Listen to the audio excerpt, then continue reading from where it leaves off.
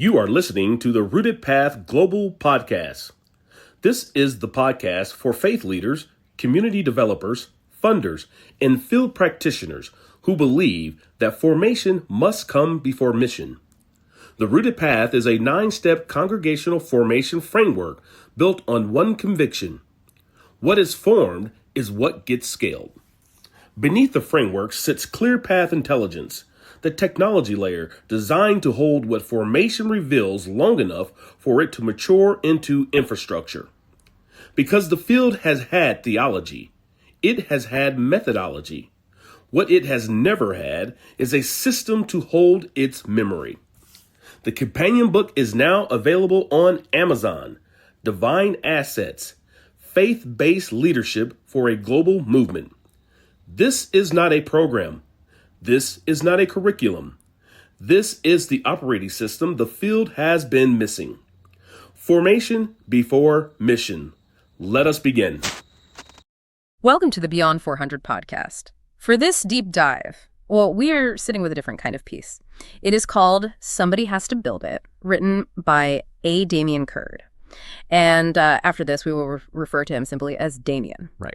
This one does not tell history. It speaks directly to you, the listener, about a question most of us would really rather not answer out loud. What have you actually built with what you know is wrong? Yeah, that is a really heavy cover to start with. It is. Damian's argument is that every one of us carries some version of clear sight, the ability to name what is broken, but that clarity was never meant to be the whole assignment. So this is a word for the person who has been carrying a diagnosis a long time and has not yet picked up the tools. I think it requires a pretty massive shift in how we think about progress, because we live in an era where the attention economy has essentially democratized the ability to critique. Oh, absolutely. Anyone can broadcast a complaint now. Exactly. Yeah. But Damian is looking past the casual complaints. Right. He's addressing the people who are genuinely highly observant. The people he calls the seers. Right. These are the individuals in any community or, any organization who can look at a really complex bleeding wound and name it with just room silencing precision. And having the words to describe what most people only feel on an intuitive level, that is a hard-won gift. Yeah. You don't usually get that kind of vocabulary from just reading a theory book in a comfortable library. No, definitely not. You get it from living through the problem. You survive it, you watch it impact your neighborhood or your industry, and then you do the grueling emotional and intellectual work of putting language to that suffering. Yeah, and somebody has to see the problem clearly before anything else can happen. It's a prerequisite. You're right. But the danger arises when that prerequisite is, mistaken for the destination.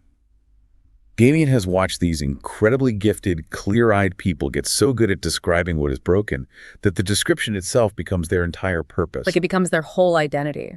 Exactly. They map the flaw beautifully. The room nods in agreement. Everyone says amen. And they all feel a sense of accomplishment. But the material reality of the wound hasn't changed at all. Everyone goes home exactly as broken as they walked in. It reminds me of going to a doctor with a broken leg. The x-ray comes back and the doctor walks in and delivers this brilliant, poetic, perfectly articulated speech about the exact nature of your fracture. Right. They describe the historical precedence of bone density, the systemic failures of your footwear, the tragic angle of the impact, and the nurses applaud the sheer eloquence of the diagnosis. Oh, yeah. And then the doctor just walks out. No cast, no splints, no physical therapy plan. The applause in the room doesn't set the bone. That is exactly it. A doctor who stops at the x-ray hasn't practiced medicine. They've just practiced observation. But our modern culture has essentially built an entire economy around observation. We really have. We culturally and financially reward the person who stands in front of the burning building and delivers a flawless, devastating critique of the fire. Yeah, and the arsonist and the lack of building codes. We give them a microphone, a book deal, and viral reach. But the firefighter, who is covered in soot, quietly carrying buckets of water, they don't get the viral moment. So the seer gets all this positive reinforcement that tells them their work is finished simply because they pointed at the flames. Well, let's sit with that for a second because it's so true. But I want to introduce some genuine friction here. Okay, lay it on me. Pointing out systemic injustice, whether that's historical redlining, corporate corruption, or even just toxic family dynamics, is incredibly dangerous, exhausting work. The people doing the diagnosing are often the ones actively being crushed by the system. Yeah, that's a really vital point. So isn't Damian demanding too much from survivors? I mean, is it fair to tell someone who just barely managed to drag themselves out of the fire and describe the arsonist, well, okay, now you also have to build a fire station? I mean, it is an immense demand. It feels deeply unfair, but I don't think Damian is making this demand out of a lack of empathy for the survivor. Right. He is making it because he understands the psychological trap of stopping at the critique.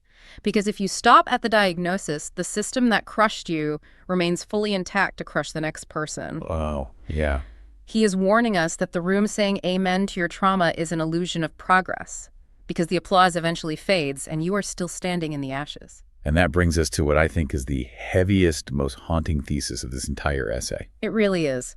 Because applause doesn't heal anyone, stopping at the diagnosis phase actually perpetuates the pain.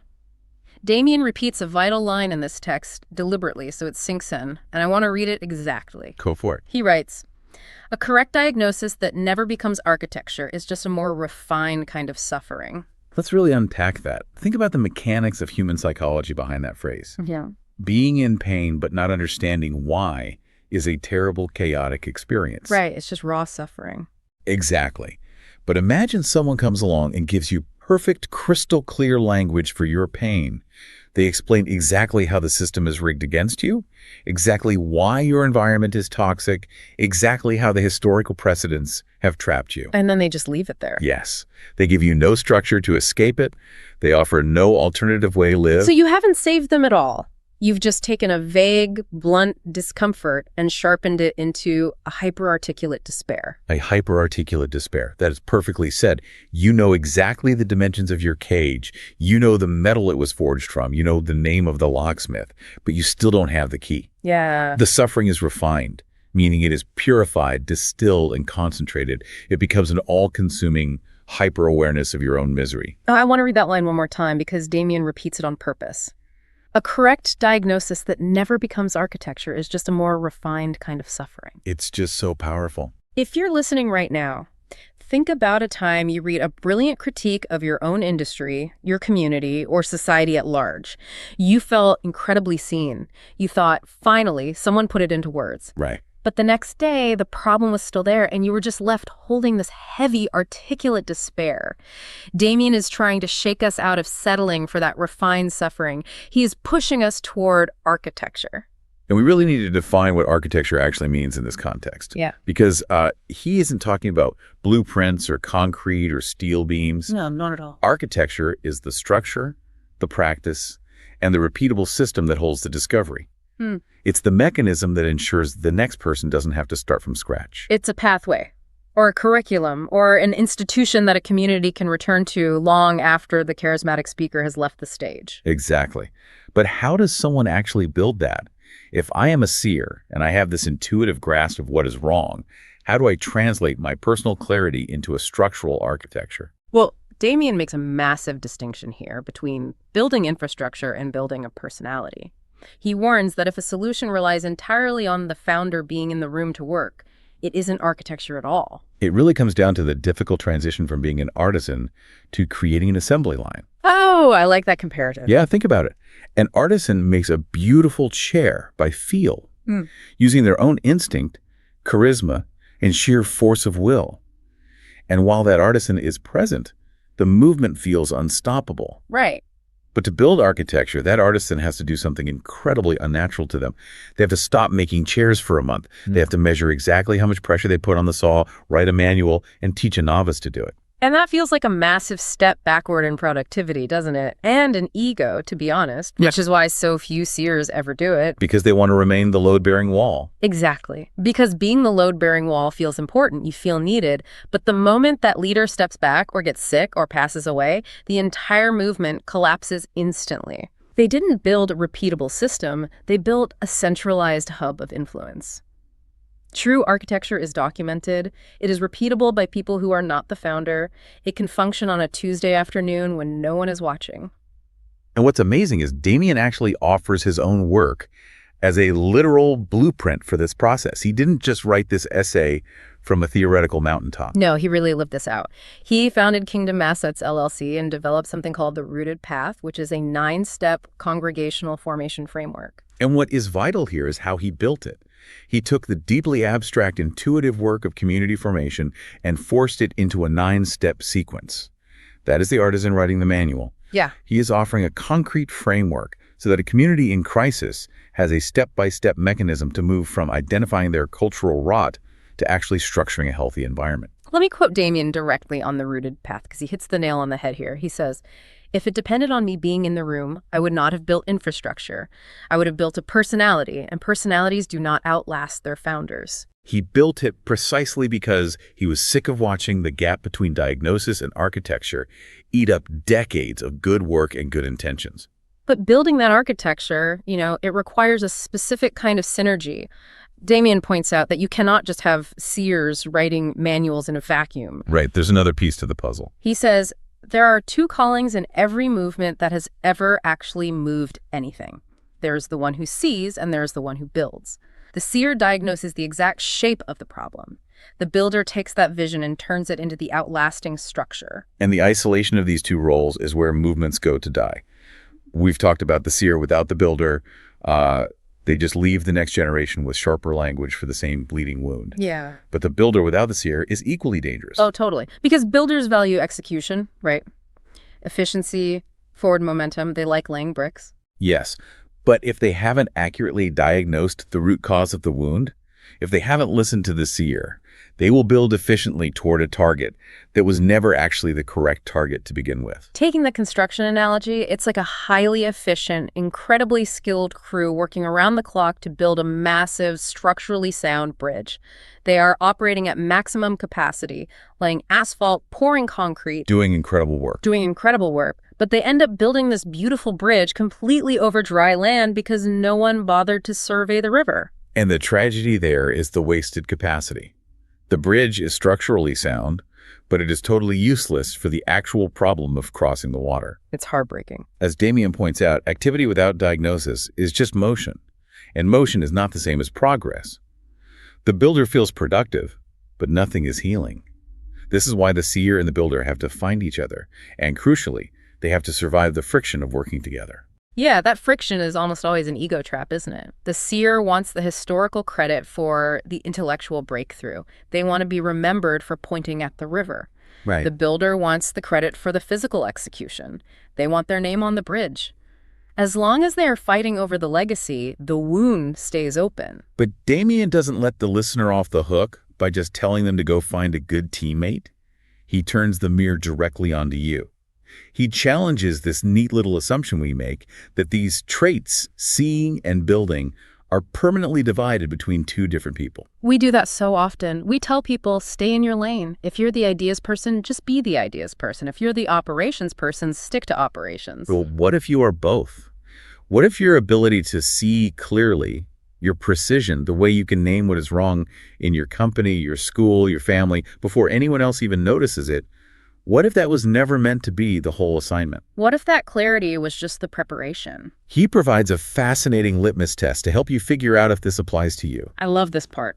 When you are describing what is wrong, when you are in the middle of complaining or critiquing a broken system, does something inside you naturally start imagining what could be built in its place? Do you find yourself mentally sketching the structure of the solution while you are still naming the problem? Exactly. Damian says, if that is happening in you, that is not a distraction. That is your assignment. You were not just given eyes to look at the wound. You were given hands to do something about it. A lot of people hesitate at that exact moment because they look around and realize the conditions are terrible. They don't have unlimited funding. They don't have the perfect team. They haven't figured out steps 7, 8, and 9 of the plan. But Damian emphasizes that the conditions will never be perfect. The person who finally builds something real almost never does it from a place of perfect abundance. They do it from exactly where they are standing, with exactly what is in their hands, simply because they got tired of waiting for someone else to do it. Here's a line we have to land on. The wound does not need another perfect description. It needs somebody to build the thing that closes it. That somebody might be you. This brings us to a reality that Damian's essay points toward, but that we really need to address directly before we close. Because there is a massive psychological risk in making the transition from a seer to a builder. We didn't touch on this earlier, but building requires you to lose the moral purity of the critic. It really does. A critic never fails, because a critique is just words.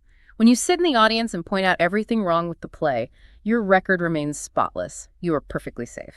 But the moment you step onto the stage, the moment you actually try to build the architecture to replace the broken system, you are going to make mistakes. Your architecture will have flaws. The manual you write will have typos. The community framework you design will overlook something, and someone will inevitably critique you the way you used to critique others. That is the terrifying friction of building. Are you willing to trade the absolute safety of a perfect critique for the messy, flawed, vulnerable reality of a tangible solution? That is the ultimate cost of closing the gap. You have to sacrifice your unblemished record as an observer to become a participant. And so we return to the direct sermonic challenge of this piece. For a long time, maybe you have been handing out perfect x-rays, you have given your community, your family, or your industry a beautifully refined vocabulary for their suffering. But the question remains open, and we are not going to answer it for you today. You have to sit with it. What have you built with what you know?